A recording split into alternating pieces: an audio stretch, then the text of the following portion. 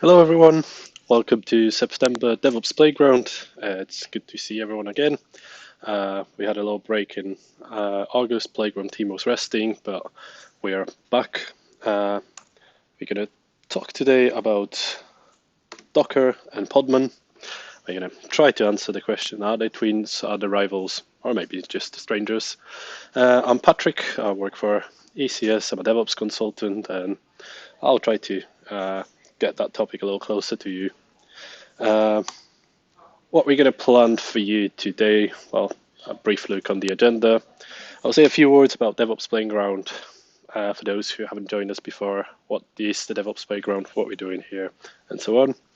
There will be a few quick announcement about our upcoming plans. So yeah, we've got some surprise for the next month, but I'll tell about that shortly. Then I'll go through the quick presentation, say a few words about the containers. We'll go through the main differences between Docker and Podman, and then we'll move to hands-on session.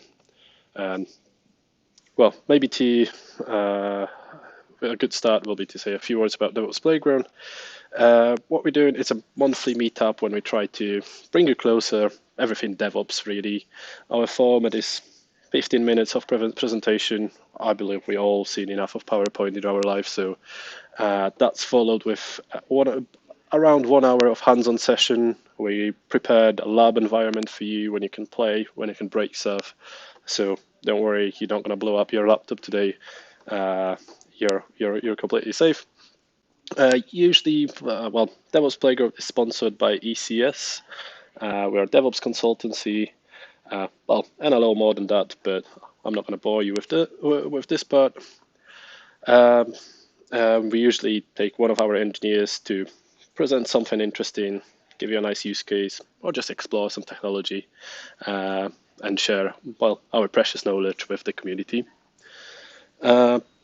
We run those events online, as well, our regulars probably got already used to, but we used to be in our offices, and this is where the big announcement is. We're coming back to the office. There will be some beers, there will be some pizzas, and there will be some swag. So if you don't have stickers or t-shirts, come over next month. We're going to also do some networking, so it will be nice to see you finally in our office. As you can see, the views are pretty good as well. The tower bridge behind me is not a postcard. We actually have a comfort to host our events in a new swanky office, so I hope we're going to see you next month. Plus, we should have a pretty interesting event, but just stay tuned on our meetup page, and yeah, there'll be more about that. So moving on, we're going to start with containers because that's our main topic for today. So just to quickly answer on the basic questions: what are those containers? Why would we use them? What's good about them? And so on. So like, I always lean on the graphic, and oh, my face is covering the source, but I stole it from docker.com. And probably the easiest way to explain what containers actually do is to compare them to the VMs, virtual machines. Containerization is a way of abstracting the host, our server resources. Nevertheless, in opposed to virtual machines, which are rely on hypervisor, and let's say they have assigned host resources permanently. So if we want to create a VM, give it 4 gigs of RAM, 2 virtual CPUs, that's what it's going to be there, despite no matter if it's actually used or not. So there's a lot of times those resources are wasted. When we span the containers, and as I said, I stole this graphic, well, borrowed this graphic from Docker, hence Docker is here, but that could be a different container technology. They do connect, well, interact with the system kernel straight away. So if we spin up a container, it only uses what it uses. It doesn't have the resources assigned to it firmly. It dynamically distributes those resources. So if one container uses more at the time and another one is use a little less, thanks to that, we can squeeze a little more containers on a one host. And well, as we know, everyone wants to save the money. Everyone wants to be more efficient. So I think that's the way to go. And probably if you haven't lived under the rock and been around the DevOps topics, you already heard about content containerization, as Docker is actually on the market since 2013. So it's been a while. What's nice about the containers? First of all, isolation of the process. So what happens within the container stays within the container. Obviously, we could, in some cases, argue with that statement, but generally, processes, apps running within the containers are not aware of what's happening on the host. Well, unless we explicitly tell them to know about something. They, as I mentioned, allow us to be flexible and distribute the resources of the host dynamically. So we use what we need, and we can get the most of the machines we're paying. They have a short lifespan, at least if we use them correctly. If you heard of cattle versus pets paradigm in the infrastructure, we treat our containers rather like cattle. If something is going wrong, just get rid of it, spin up a new one. Not like pets that we're going to take it to the vet, not like our servers, which we're going to carefully maintain and try to keep alive at any cost. They are short-lived, so we can get a new one. And that's partially thanks to very quick booting time to spin up the container. It's a matter of seconds. Obviously, again, more experienced users will say not every single time. Of course, some containers are more complex than another. Nevertheless, you can see the significant difference compared to, for instance, virtual machines, which I mentioned before.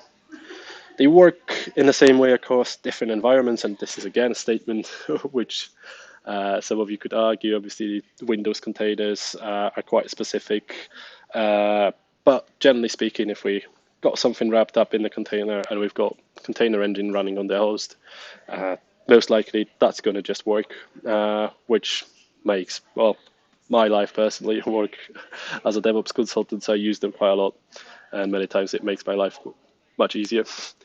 And they are lightweight. There's very smart way of compressing the containers and leveraging the layers, which we're going to touch on when we start our lab. And well, just to picture it, one of my favorite examples is Alpine Linux, which has only around 5 megs. This is a fully fledged OS, but obviously without unnecessary packages. So we can pack just what we need. We don't need to have millions of libraries and packages we never use. We just take what's needed for our use case and use that. Well, today we're going to touch on the Docker and Podman. So those are two biggest players on the market right now. Docker obviously way more mature and much longer, while Podman released 1.0 version in 2019. But as we're going to hopefully discover during the labs, it's definitely worth your attention. And yeah, but we'll get to that soon. In terms of, let's say, main differences between Docker and Podman design, our Docker CLI is interacting with the Docker daemon. Docker daemon will be responsible for communication with the registry, pulling, pushing the images, spinning up the containers, building the images, and obviously contacting our system kernel to allocate the resources for the container processes. Podman does not have the daemon, which I personally think it's pretty interesting design. It just activates the socket on our host, which does all what Docker does without running the daemon. It pulls the images from the registry, spin up the containers, build the images. Well, with building the images, actually Podman uses Builder, which is yet another open source project, but if you just install the Podman, you might not be even aware that there is something else going in the background. But as a trivia, worth to mention. And obviously contacting our system kernel to allocate resources from the host.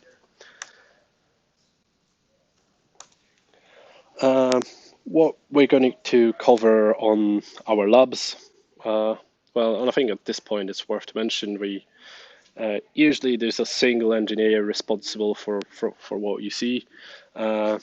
This month we approached it slightly differently. We had fresh minds after having a break in August, so a big shout out to the Playground team, which basically collaboratively designed those workshops, and I'm just here to present. I got volunteered, so you stuck with me, but there is more than one mind into put it into those workshops. I hope that will work, but well, we'll be trying and experimenting anyway.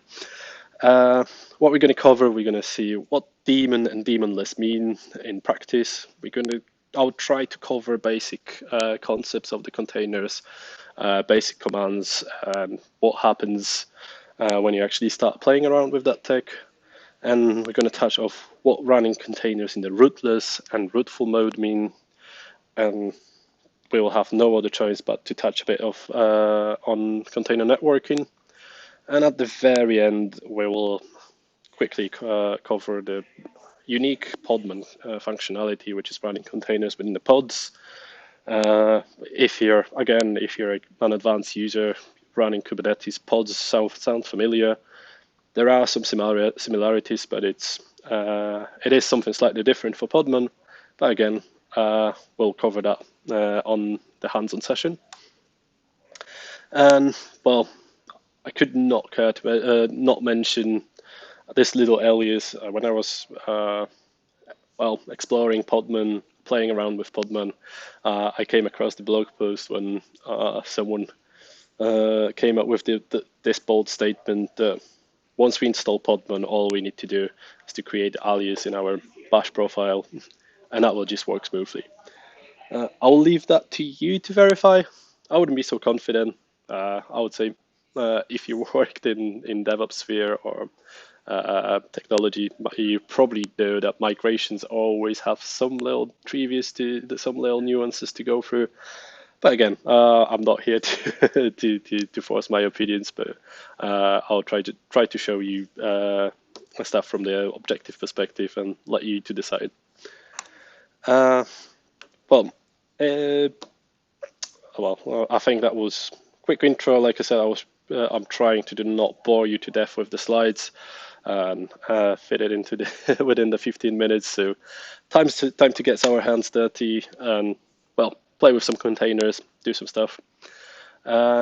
Just bear in mind this session is directed to someone who might not even ever played with the containers. But if you have some experience, maybe you are a Docker wizard and first time hearing about this Podman guy, maybe you'll find something interesting for you. We try to keep those sessions simple and pack within an hour, enough for you to start exploring on your own or have a foundation to, let's say, just get on the documentation and start playing with your use cases. So just bear in mind, I'm trying to keep it simple for that reason.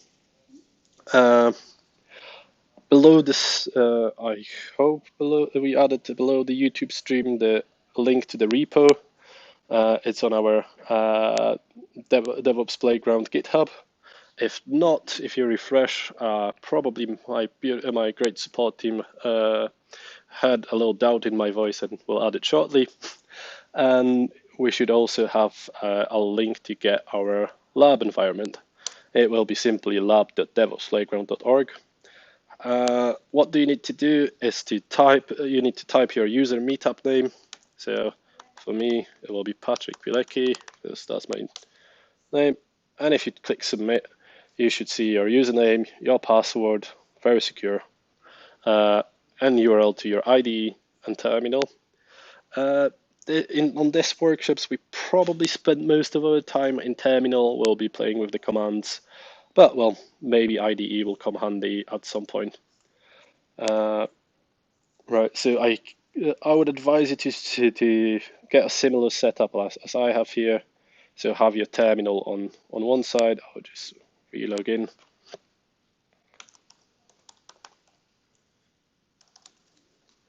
And have the labs on another side. I linked on those instances we installed for you Podman and Docker.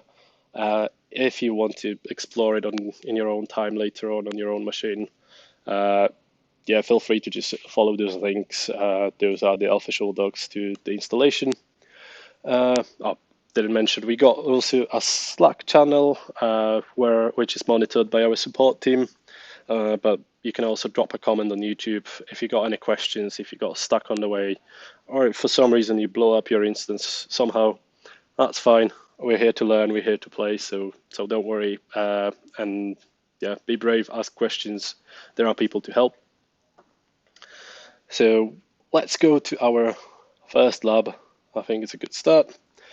Well, one more thing I need to mention. Apart from just installing Docker, we also performed some post-installation steps, which I linked over here. Generally, just to make your life easier, we just add the Docker group to your user, so you can execute the Docker command without typing sudo every single time. Yeah, that's all we've done on the instance. So just to start with, let's check if I'm actually telling the truth and see if we got those two installed. So just grab those two commands from the right and pass them on the left. It will be a lot of that stuff. Like I said, I'm trying to, I hope it will be easy to follow, so feel free to copy paste. I'll try to explain each flag and along the way. Again, probably a good eye will see that we've got Podman version 3.0.1. While if we go to the Podman docs, we can find version 3.3.1. And our version, we use the Debian instance as well. And if you're a regular on our meetups, you would expect Ubuntu. Podman is still a fairly, let's say, young player on the market. So this is the latest version for the operating system we use. And well, if you don't believe me, I can just run an upgrade for you. And well, this one with sudo. And if I type my password, you will see that this is the newest we got for this particular OS. While I just drag the terminal from my MacBook, and if I have a look, the newest version for the Mac OS is actually a 3.3.1.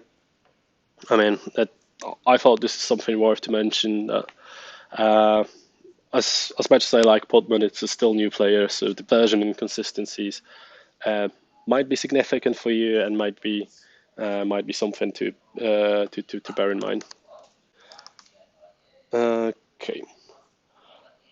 Well, very first thing which I want to cover is to get you familiar with what Docker daemon and daemonless means. So we're gonna. Oh, whoa! I went a little too far. Just. Oh, sorry. Well, as you can see, that's a live session, and once you start seeing my fat fingers and my typing, you'll be absolutely sure that it's not pre-recorded, so issues happen.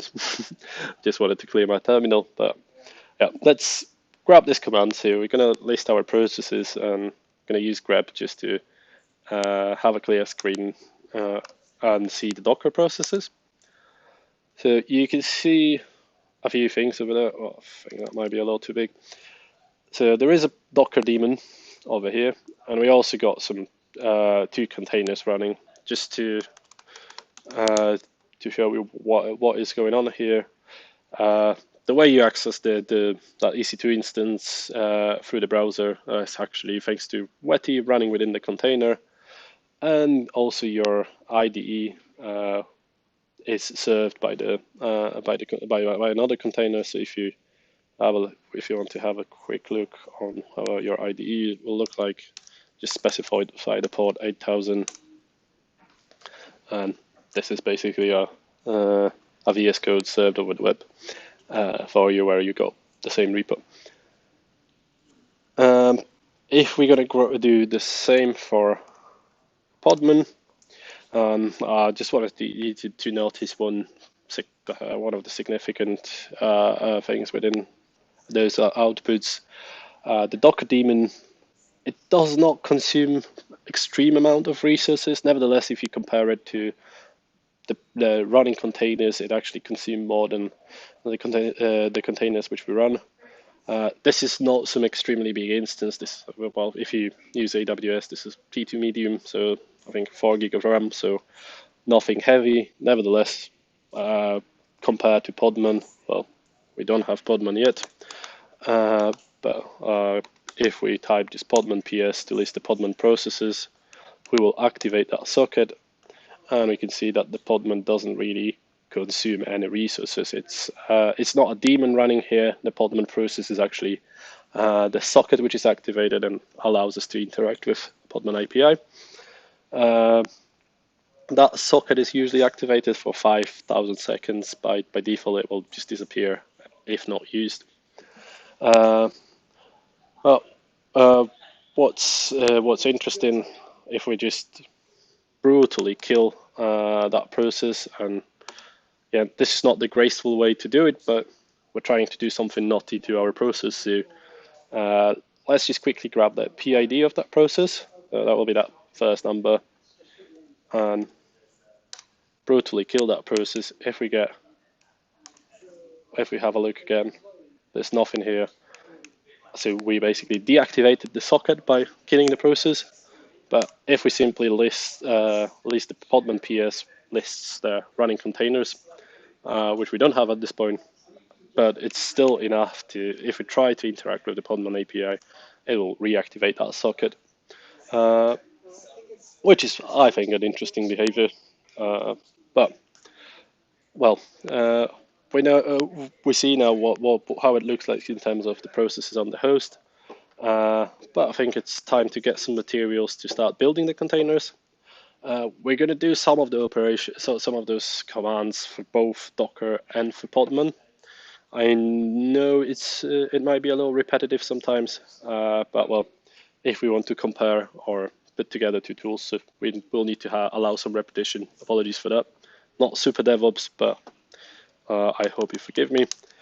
I'll keep clearing my terminal so the stuff is coming somewhere on the top or it's not super on the bottom.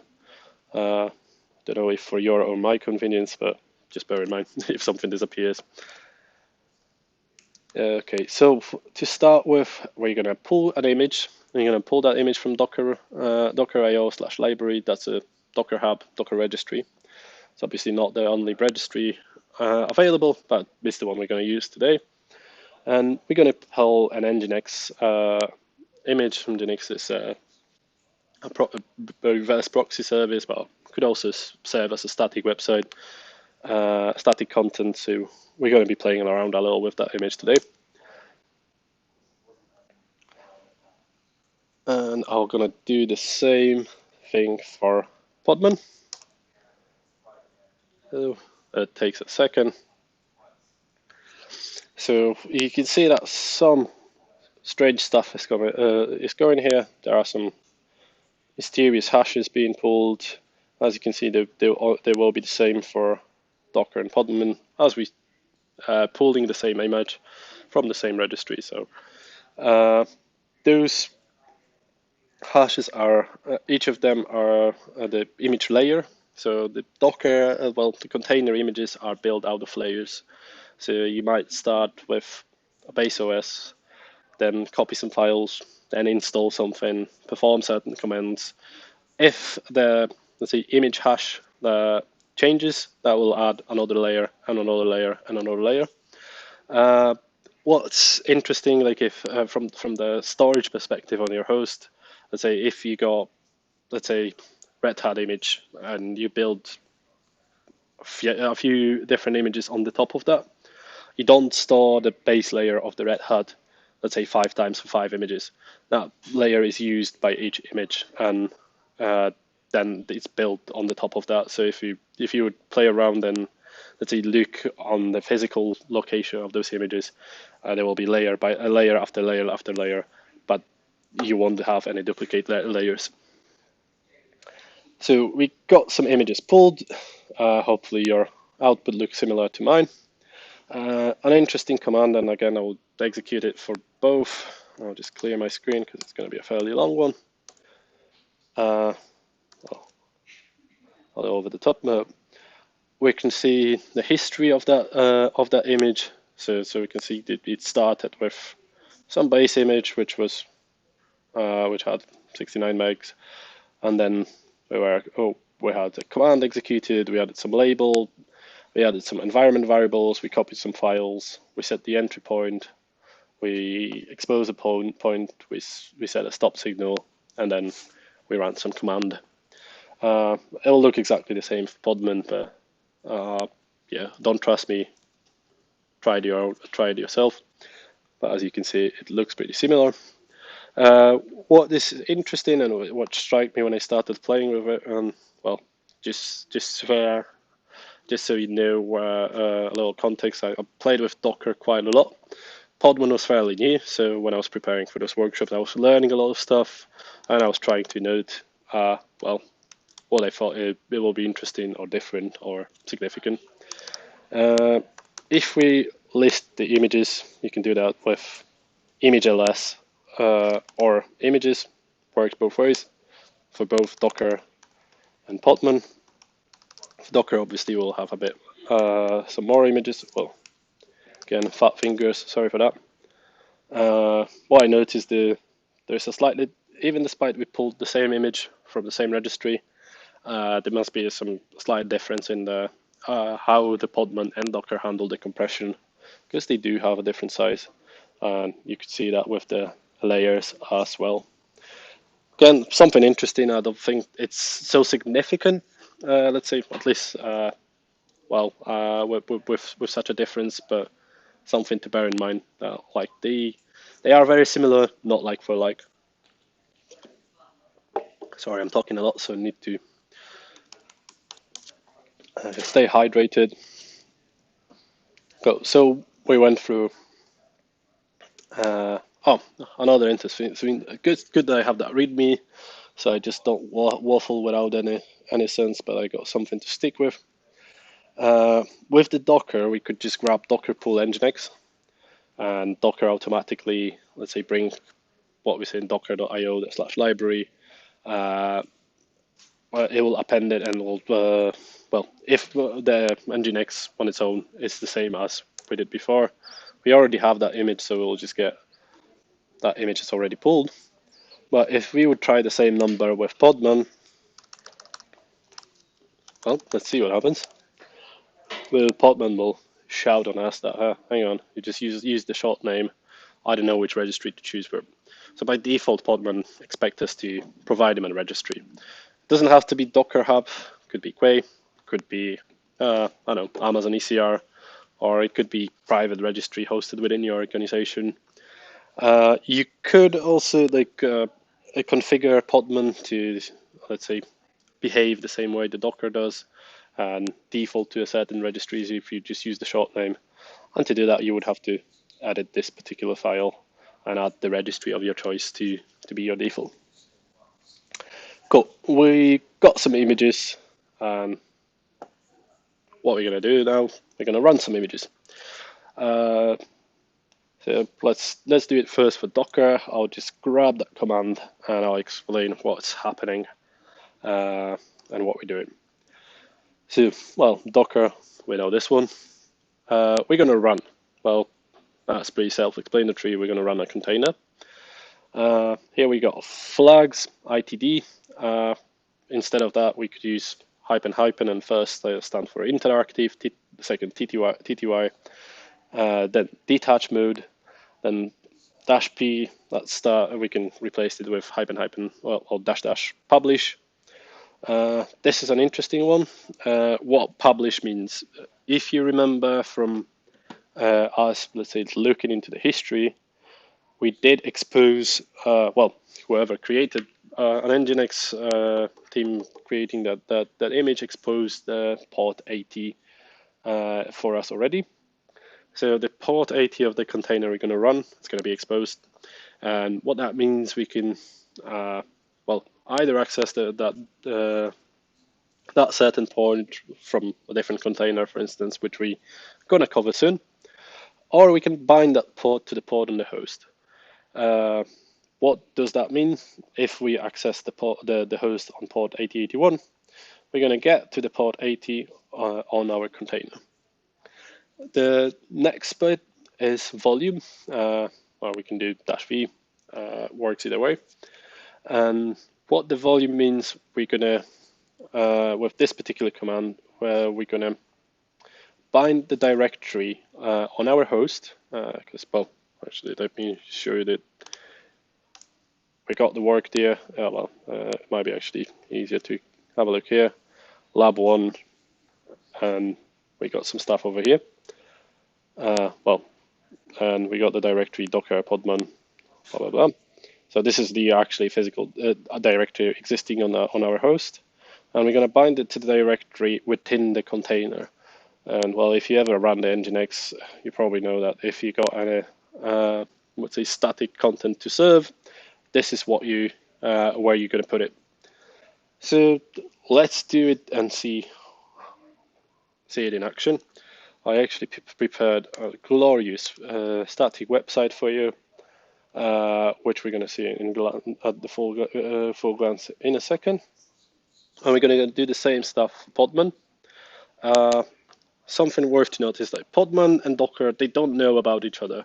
They are kind of different processes. Like Docker doesn't see the Podman containers and the other way around. Nevertheless, if you got a pretty good attention to details, you can see that I used port 8080, not 8081. And there was a reason for that. But yeah, I like to break stuff, so let's see what happens if I wouldn't. And it'll think for a minute and say, well, hang on, I can't do that. This port, this bind is already in use. So as far as they don't know about each other, they do rely on the host networking in this case, because we're binding the port on the host, and we can't bind the same port twice to two different containers, because how would it know which container we want to see? And well, our host or our container technologies don't know that it actually is the same container. But cool. So I got two containers running. I'll just grab Podman PS. Container is running. I'll go Docker PS, and this is our container. We didn't give him any name, so he usually get a funny name attached. Sometimes it get very creative, even despite it being pretty random. So we got those containers running. So now if we grab the host DNS address, which for me is going to be Funny Panda. I hope yours is not sad, but it might be sad. Whatever panda you have, just copy and grab that bit. And if you specify the port to 8080, there you go. Looks familiar, probably. Like, I recycle a lot, especially when it comes to designing stuff, because I'm pretty bad at it. And if we go for 8081, it behaves exactly the same. The port binding is in place already. It's probably the peak of the visual aspect of our today's playground. We're going to spend the rest of the time within the command line. So if you need to enjoy the panda, that's your time. Won't be much more of that. But we're learning, right? Cool. So another very interesting thing for me, and that's something I really like about Podman. Actually, I'll just clear my terminal. I'll have a look on the processes now, if I will manage to. And we can see that this is our container running with that extremely long path. But we've got our container running, and this is like what actually the daemonless means in a real life. I'll grab that Podman process and I'll just brutally kill it. So I'll have a look again. No Podman process is running. Socket is deactivated, but our container is still good, still running. I can even have a look on the. I'm too lazy to change the tab and see the beautiful website, but it was port for Podman 8080. The container is still alive, still working. And I'll do another step. And please, please, please do not follow what I'm doing right now, because I'm going to break stuff.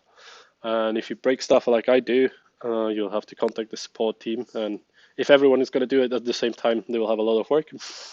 So, but I'm going to show you what happens if I will do the same to Docker. And this is probably like some, well, one of the main things you'll put attention that if you got a daemon, all your containers rely on that daemon. This is a single point of failure. And if I'm going to kill that daemon, I don't want the Docker PS, I just want to grab the PID of Docker process. So let me do that. So here's my daemon PID. And what I'm going to do is kill that one. And you're going to see, well, hang on, just for the sake of someone who's maybe turned this audio off.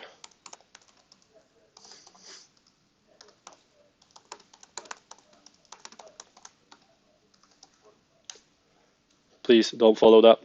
And I'm going to kill that process. Well, and you're going to see what's happened. Because, as you know, we're running these containers in Docker, which allows us to actually get on the instance. So you can have a wild guess of what's going to happen. Oh, well, we can't kill it just that easy. Need to add sudo to that, but pow, my instance is dead. I killed the daemon, and well, no more Fanny Panda. If I'll go to the pod 8080, it might be that website will be still up because of caching. It will be. But let me just grab quickly my terminal. I'll just try to curl it from my terminal, and whoa, and it shouldn't work.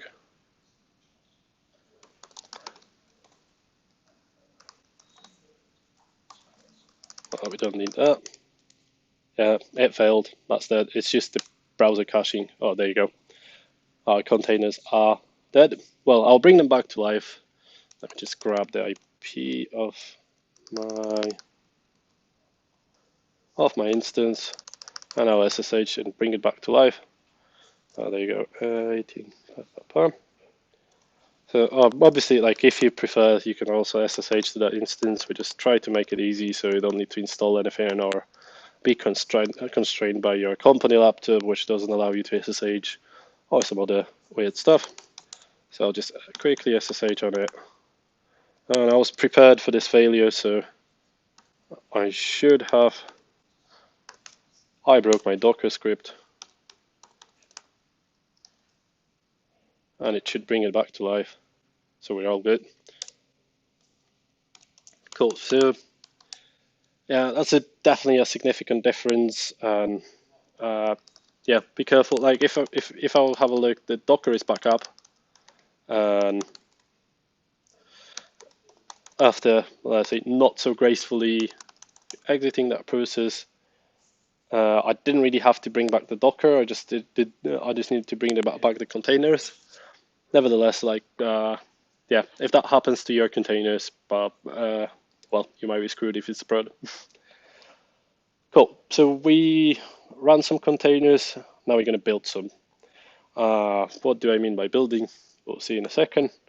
I'll just ask you to get to the directory using this simple command. So just get into the lab number 1. So, well, my thinking here, why am I building that container? So I grabbed that Nginx image. It works nicely. I added that volume, but I don't want to add that volume every time because I will have to bring that data to the host. It's a pain, right? I don't want it. I just wanted to be ready with my beautiful website. So we're going to build a very simple container, and you should already see, and you can, reconnect please. There you go. And you should see under the lab number 1, there's already a Docker file. And this Docker file is as simple as possible. It basically takes an Nginx image, it copies the index HTML file and puts it where it should be to the Nginx HTML. So basically, it does what that volume did. It copies our static content to the directory which it is served from. Well, Docker files are getting way more complicated than that. I don't want to spend half an hour talking about how to build Docker files and what we can use. So I was kind enough to just give you the docs, so feel free to explore it. There's way more to that. You can add stuff, you can copy stuff, you can set the environment variables, you can expose ports, set an entry point, which will be different than setting a command, and so on and so forth. Feel free to have a look. There is a pretty good documentation here on the Docker website. And yeah, I usually heavily rely on the documentation because if it's well written, it's extremely helpful. So yeah, you can do much more and you can build really interesting stuff. You can just play around, like run the basic container, execute some stuff, copy it to the container, see, oh, that works. And then you can encapsulate it in your Docker file, version it with your, well, let's say you can design some beautiful website, something which actually looks good, not like mine. And you can then version your Docker file with your website, for instance, and it will be building from that particular context. So if you pull that repo and execute what we're going to execute right now, which is Podman build, self-explanatory. We're going to build something. We're going to use -- tag. So we're going to tag that image. I'm going to call it web app, and it's going to be version 1.0. And that dot means we're going to do it from the current context. So if I'll use that dot at the end, it means, hey, look for the Docker file in the place you are right now.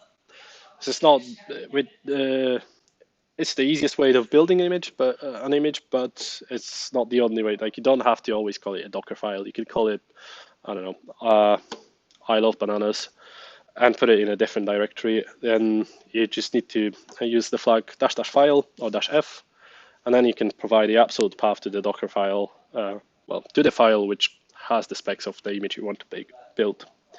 So let's build it. Pretty straightforward. It didn't take much. Well, we're going to have a look on the history of that image, but let me build it for Docker as well, because as I said before, they don't know about each other. The output is slightly different, but it does basically the same stuff. And well, probably worth looking. And well, I'm going to show one more thing, which is probably important when if you haven't used Docker. So if I don't specify the tag, it respond, hang on, there is no web app image with the tag latest. So not specifying the tag is going to look for the tag latest. We can add multiple tags to the image. That's why I add 1.0. So just to show that we could tag it with the latest as well. And the 1.0 could be latest. But as you develop the images, you might have 1.0, 2.0, 3.0, and so on. And then you will add the latest tag to obviously the latest version.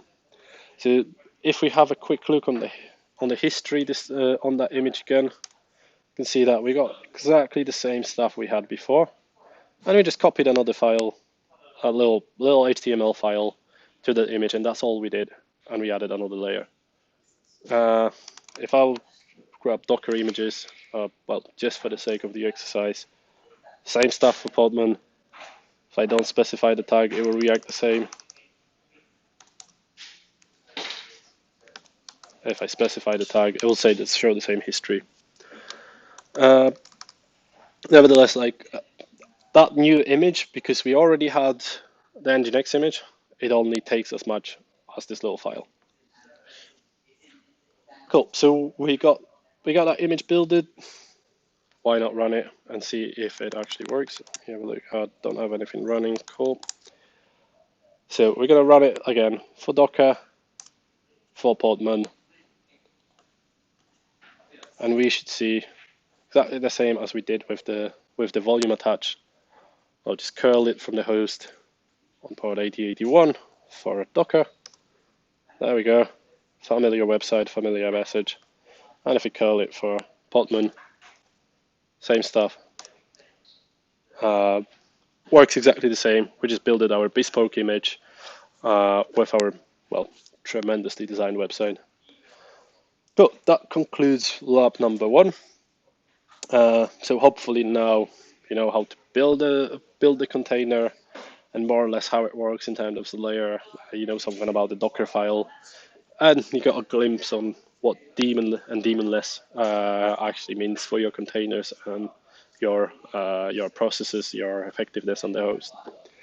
So we're gonna move now to the lab number 2, which I called Rootless and Rootful. So we're going to touch on what does that mean for the containers and what kind of behavior is that. So just to be clear, like both of them, Podman could run both rootful and rootless. Docker the same could run rootful and rootless.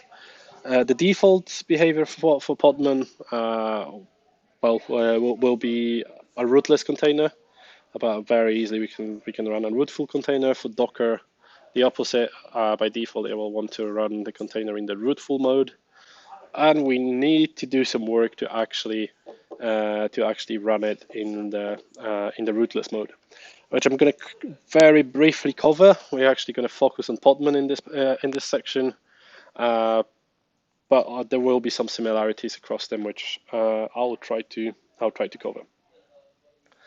So let me just run Podman PS. We've still got something. Cool. And well, to execute a Podman in the rootful way instead of a rootless way, well, actually, one more thing which, again, more experienced users probably noticed already. So if I'll have a look on the processes, the Podman processes are owned by Playground, which is my current user. If I'll do the same for Docker, you'll probably notice that the Docker processes are owned by root. Root is very powerful user. So some would argue that this could possess some security risks. That like if we cannot run the processes as a root, we shouldn't. So like something to bear in mind for the people who are security experts or let's say security obsessed, if I can put it that way. It's nevertheless, running containers in a rootless mode has certain drawbacks. Obviously, the user does not have as many permissions, and yeah, we'll came across a few of those shortly. So let me just clear that. So Podman PS, we got a container running. I executed the Podman in the rootless mode. I'm adding the sudo, and I'm executing it in the rootful mode. You might need to type your password, which you hopefully know. And the first thing which strikes us, well, where the hell is my container?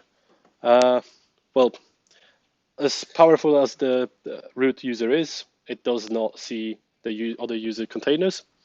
So the reason behind it is, well, if we are root, we can assume another user and see what the hell is he doing. Nevertheless, those are the separated processes, which could be advantages. We could have multiple users running, let's say, their own stuff on a single host. In some scenarios, that might be actually beneficial or even necessary for some use cases. Sorry, hydration is necessary. Cool. So we're gonna stop that. I wanted to stop web app container, and I did. Did I call it web app? I did. Hopefully. So I probably didn't explain that last flag. I also added the name. We can call the container with our own names. Yeah, I'm good. Oh, actually, something worth looking at. We call that container web app. I can refer to that container by its name. If I will stop it, I stop web app container. I can start it again. If I will go to Podman PS, and this is something, if you play a lot, it might come handy. Each container has its unique hash. I mean, if it's one Instead of typing web app, like if you got your containers listed, and come very handy when someone showed me that I can do that. I can also just prefer by the partial hash. And as I got just one container starting with that, it will stop that container for me. I'll go Podman PS. It stopped. If you got two containers starting with the same, with 9, it'll tell you, well, hey, hold on, you might be stopping the wrong thing. There are two containers with the same start, just type another letter. It comes handy when you're lazy and you're typing, starting, stopping a lot. So yeah, something probably useful when you will be playing around. So we don't have our rootful container, and we stopped our rootless container just to release that binding. Let me try to run the container we just created, and we've got an error. There's no image of that name. So why? I just built it one. So because, like I said, running rootless has certain drawbacks. Rootless user does not have permissions to access certain directories, does not have permissions to, let's say, create certain networking interfaces, to create a AP association, and so on and so forth. So there will be differences, and not every container you want to create could be, let's say, executed in the rootless mode, because you might need to do certain things. Also, something probably you're probably gonna easily notice if you start playing around. If you're running in a rootless mode, you can't bind to the ports below 1024. Those are the privileged ports. So the normal user don't have an access to that. So you couldn't, for instance, bind 80 to 80, which would be a common use case for the web app, because 80 is a privileged port. You could override it from the OS point of view. So you could say, oh, hang on, I want this user to be able to access the privileged ports and bind with them. Well, this is like an extra step and something to take into consideration. Just for your info, for the rootless containers, they are actually stored under this directory, hidden local share container storage, while for the rootful, so it'll be var run container storage. So like we're gonna need them in both places. So I'll quickly rebuild it for my rootful mode. Well, I am already in that directory. I'm gonna build it in the rootful mode now. So sudo at the front. It will now pull the image because our rootful mode doesn't know about it being pulled, and add our little website to the existing image. Cool. So that's the first thing to consider when you're running rootful, rootless. They will be the actual containers will be on a different place on your host. But what it's pretty interesting for me from the networking point of view. So like, I'm gonna start a rootless container again. That's the web app container we already ran in the previous lab. I can curl it so it is accessible through the port binding. Nevertheless, if you use Docker before, you would know that each container has its own IP, and that IP should be routable from your host. And this is pretty interesting stuff that I'll use Podman inspect. Docker inspect works in the same way. And I'm going to use Go templates to pass the output of it and look for the IP address. And there is none. All right, if you don't believe me, just I'm just going to clear it and say, well, this guy can't use Podman Go templates. Just missed something on the way. I'll just inspect that container without, well, 3 times the charm, without doing search. And if I would go to the network section, eventually, oh, I lost it. I'll get there eventually. Oh, there we go. Network settings. IP address is empty. That container does not have an IP address. So how the hell it works? Podman and same goes for Docker leverages a library called sleep4netns, which does the magic in the background and allows that networking to actually happen and that routing to the container, even despite being run in a rootless mode, being possible. So I'm going to remove that container, and I'm going to do that mostly to just show you how to remove the container. I'm using the flag -f. -f means force, and why am I using force flag? Well, try without it. Say, oh, hang on, what are you doing? You shouldn't be removing running container, but I want to remove the running container, so I can use the force flag. We could also stop it and remove it then. So I mentioned that as when we're running in the rootless mode, we can't we don't have any IP assigned to the container, and we technically can't create any network interfaces on the host because we don't have privileges to do so. And like if we type, and I'll just do the quick comparison, sudo podman network ls, which will list our CNIs, container network interfaces, we got something created by default. And this is the network interface which the containers will be assigned to if we run them in a rootful mode. If we do the same for the rootless mode, there's none. It's like, so what happens with the containers? Like I said, it happens automatically in the background with the sleep4netns library. But what we can do, we can create one for the rootless mode. And there will be an interesting behavior here, and that's why we're going to do it. So we remove that container. We're going to create the new network interface. We can list it now. There we go. It's called CNI Podman 0. There's more to network create. We can call it a different way. We can specify what kind of subnetting we want within that net interface and so on. By default, it will be, let's have a look. I don't even remember. Something, so the good one. Yeah, we could inspect that network interface and see what's the default. I just can't type again. There you go, 3 times the charm. Yeah, that will be the default subnetting, but we could specify a different one if for some reason that's our preference or our use case. But we've got a network interface technically for the rootless mode. Nothing running so far. And now we're going to run again our web app, because we got a good web app. Why not run it again?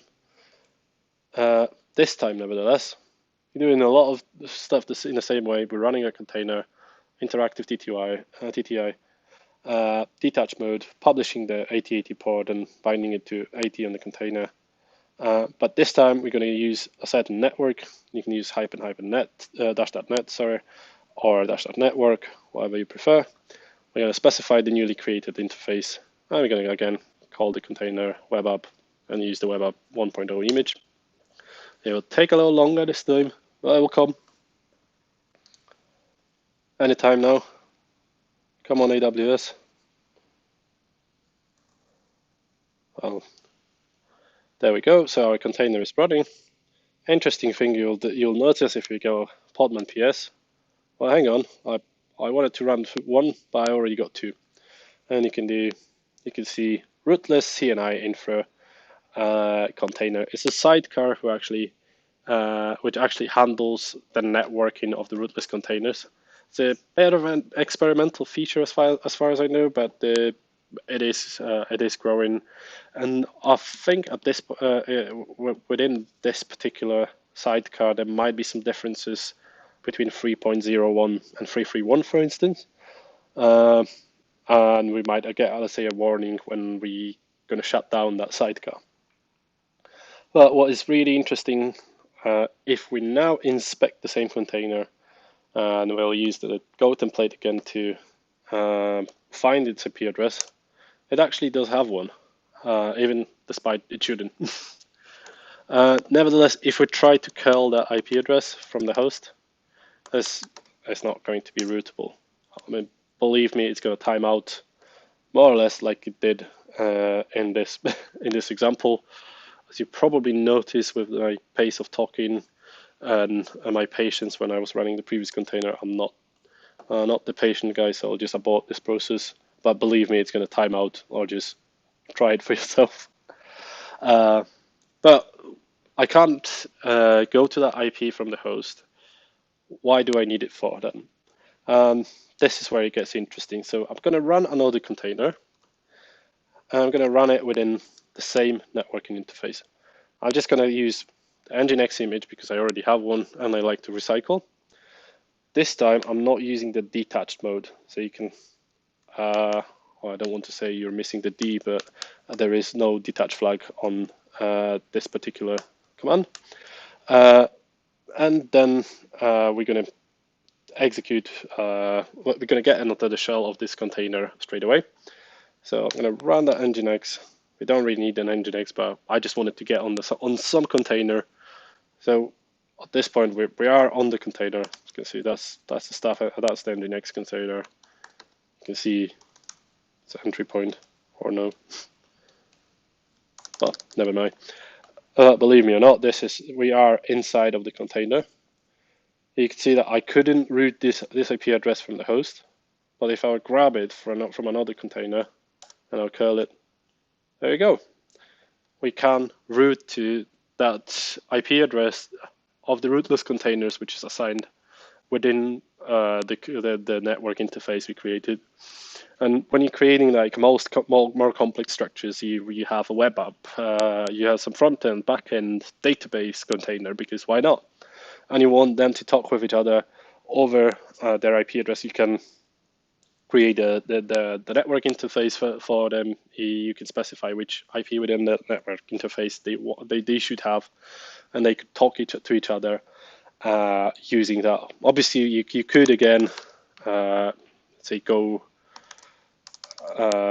over let's say the host DNS and try to route to another container through that. It's a bit of a pain, but I'll just go funny panda. Sorry, the shell of that container is not working as my normal shell, so hence I'm still doing the weird stuff, but I can't reach it, but I need to go out to the internet and then back to my container, which is a bit pointless when they are actually running on the same host within the same interface.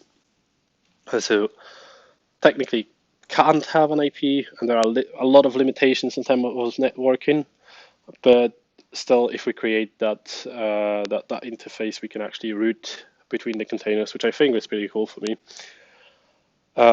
Cool. So we're gonna move on. I think I covered some stuff without sliding my README, but it looks like I said more or less what I meant to say. So happy days.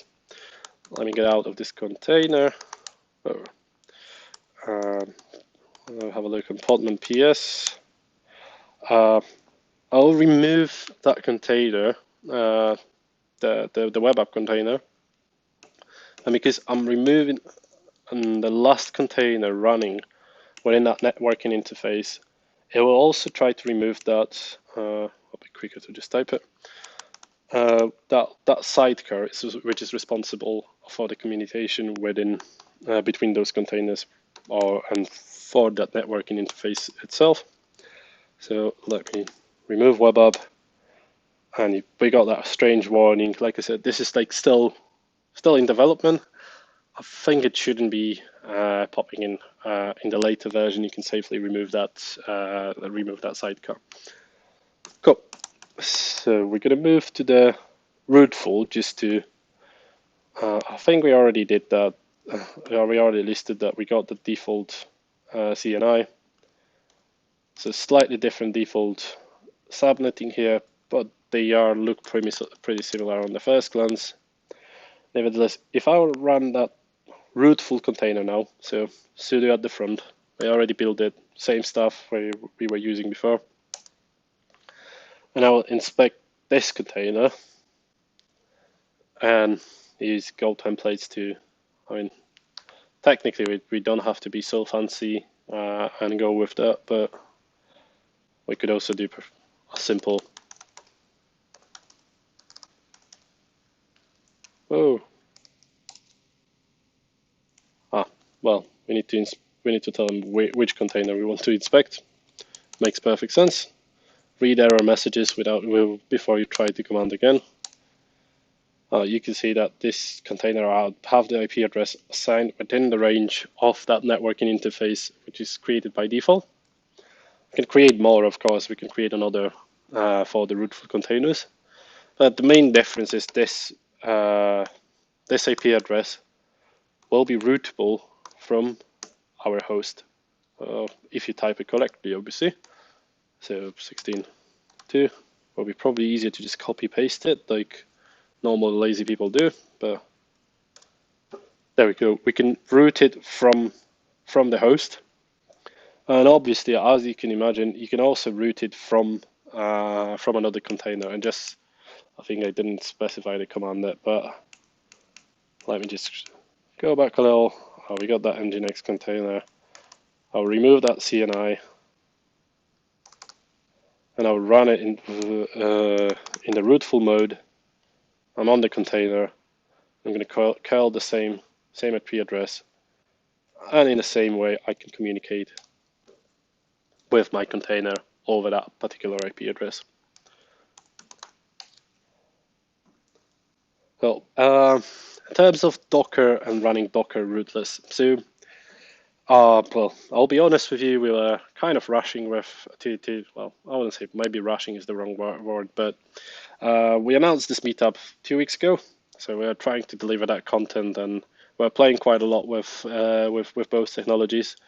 The way we create our infrastructure, we're running user data scripts. It's a AWS hosted instance, and those scripts, for those who play with AWS, are run as a root. Interesting stuff. The script was failing for when I was trying to add the installation of the rootless Docker, because we can't install the rootless Docker as a root, which is was quite annoying. Maybe I could figure it out somehow, but I wanted to focus on the content instead of installing stuff. Nevertheless, I did link the instructions on the ARN how to install the rootless mode. It doesn't come working out of the box. You need to perform a few steps. I played around with it a little, and it has a very similar behavior to Podman. It wasn't announced for Docker extremely early. I think it came as an experimental feature.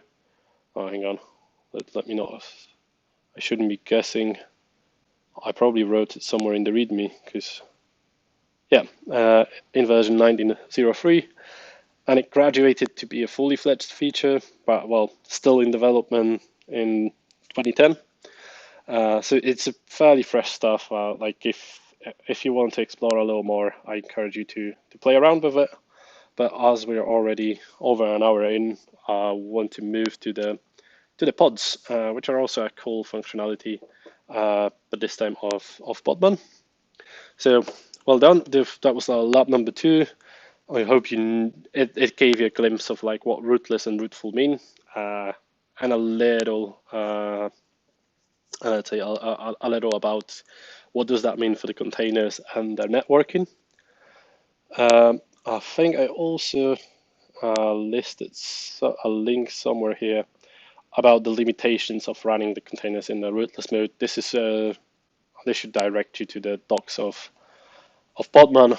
There is like more problems than the ones I described. Like the more complex use cases where you're trying to play with, the more issues you usually discover. So something to bear in mind, worth a read if you want to like get your hands dirty with a little more complex use cases. Let's move on to the pods, which I find super interesting. It's a cool functionality. Docker doesn't really have anything like that. There is a Docker compose, but there's also a Podman compose. They are not really the same.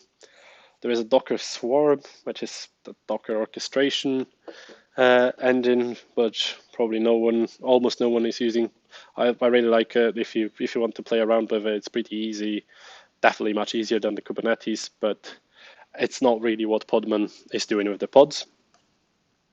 Yeah, well, so I believe that the easiest way to see how stuff works is to just play with it and do it. So let me have a look if we got some containers. Yes. Let's remove what we got. Podman RMRF. And yeah, I'm gonna be lazy and just use number 5 because why not? Do you have anything rootless? No. I'm gonna run a pod in a rootless mode.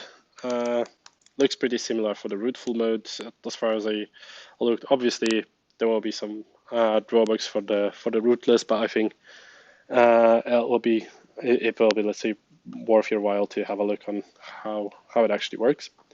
So first of all, I'm going to create a pod. So podman pod create, very self-explanatory. What might strike you? I'm going to publish the 8080. Well, publish 8080 to bind 8080 to 80. I'm going to name this pod Panda Pod. It's DevOps Playground Panda. Well, wrong side. Oh, sorry, camera. So cool. I'll create the pod. And why are we publishing the pods for the pod? So this is a pretty interesting design. Like the pod has like one IP address, and whatever runs. Well, containers could still have IP addresses within the pod, but like from the point of view of the host, like this is like one entity. And what we bind for the pod applies to all the containers within the pod, which we will see shortly. We can bind pod ranges. Just bear in mind that the left side needs to match the right. So, like if you bind, let's say, a range of pods, you need to bind the same amount of pods on the other side, and we'll see shortly why. Just to see if we created actually that pod, we can do pod ls, at least our pods. There is one here. Cool. So let's run something within that pod. So I'll grab our good old container web app version 1.0. And again, interactive TTI, detach mode. We're going to run it within the pod called Panda Pod. I'm going to call it web app again now because apparently I'm not so creative. And I'm going to use the same image, web app 1.0. And this time I'm not doing any bindings here. Why not? Because I already binded the pods to my pod. So I run that container, and now if I quickly curl localhost on the pod I just binded, there we go. We can see our website through the binding of the pod itself. And what I'm going to do now, I'm going to run another container, or at least I'll try. And I'm going to grab an Nginx.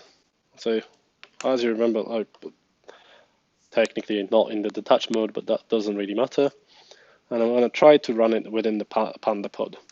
Bear in mind that the Nginx container by default has a pod 80 exposed. So when I try to do that, I'm going to fail dramatically. And why so?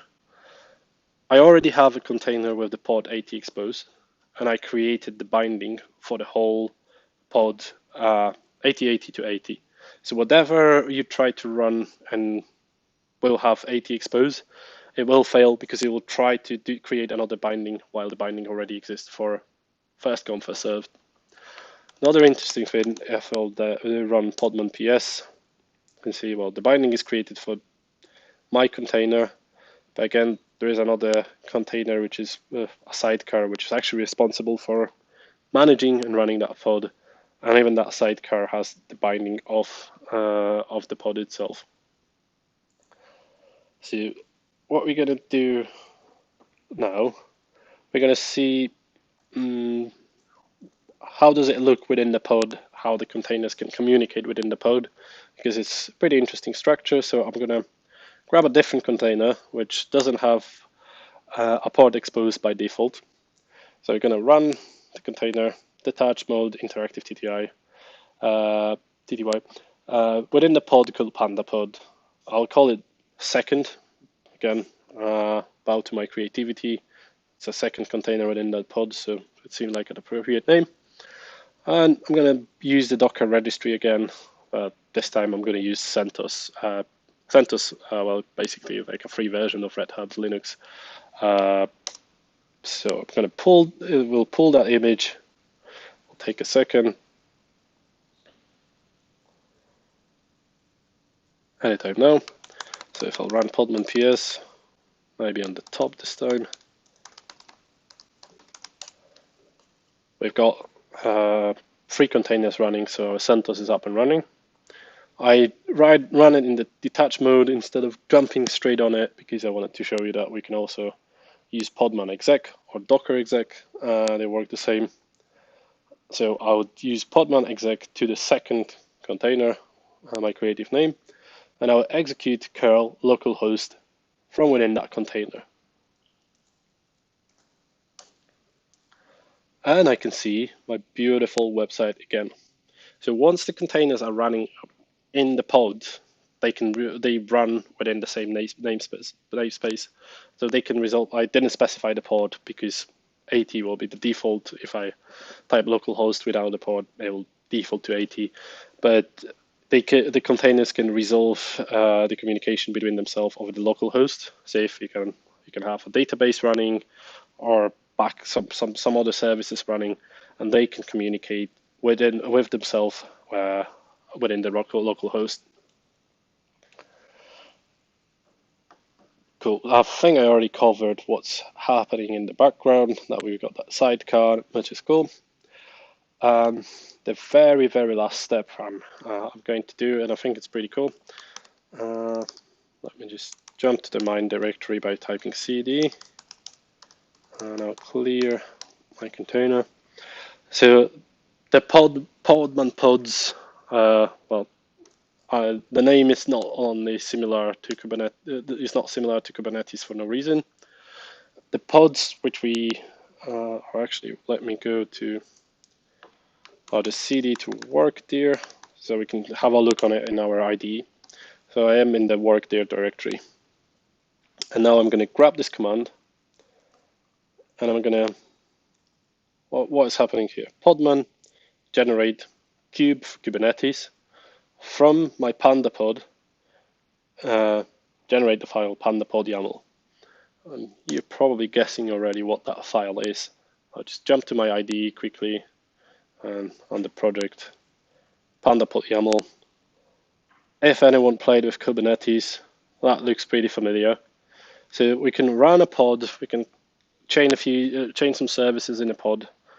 Once we are happy with how it works, how it works within itself, we can just generate the Kubernetes manifest, and we can apply it straight to the Kubernetes cluster, which is a pretty cool feature if you're like playing around, trying to develop something, and bang, we got it ready to say get it where we actually want it to be.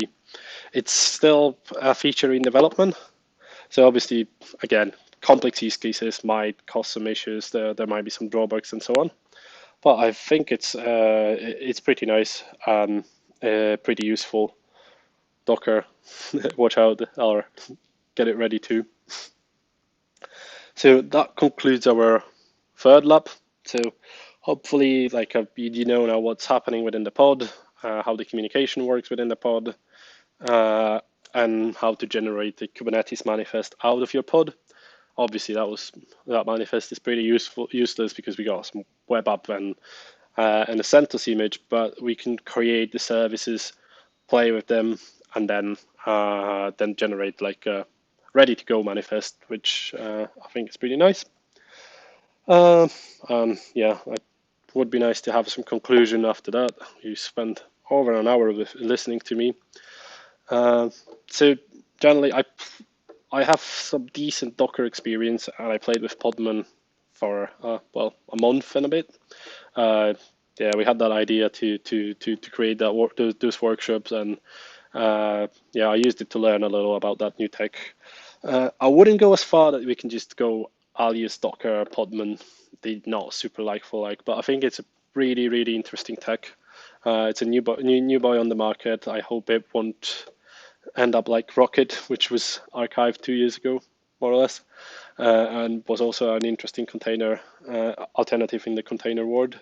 There seems to be a lot of support from Red Hats around Podman, and it seems to grow rapidly and trying to challenge and present new functionality. So I think it's definitely something worth watching. Docker will be obviously a bit more mature. There is a bit more stability and consistency over there. But I think they are both worth your time. I hope you learned something today.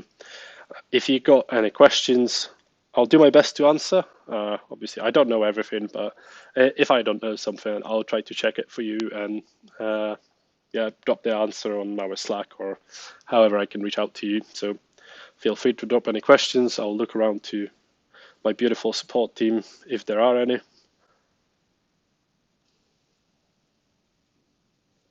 But they don't seem to be. So I hope you enjoyed it. I hope you enjoyed today and you learned something and it wasn't just an hour of your life. Really want to invite you to our next event in the office.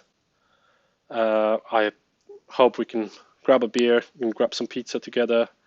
I can see that something was happening on the chat. Oh, great introduction. Thanks a lot. I did my best to make it useful. So, and yeah, again, please join us next month in the office. We'll have a big comeback and yeah, some pizza, a lot of swag. We should have yeah. What else? Well, we always have some beers. Yeah, we'll try to make spend some time on the networking, and well, of course, you can also get those beautiful views. Yeah, I'm not the best salesman, so that's as far as I can get. Thanks a lot for joining us today, and hopefully see you next month.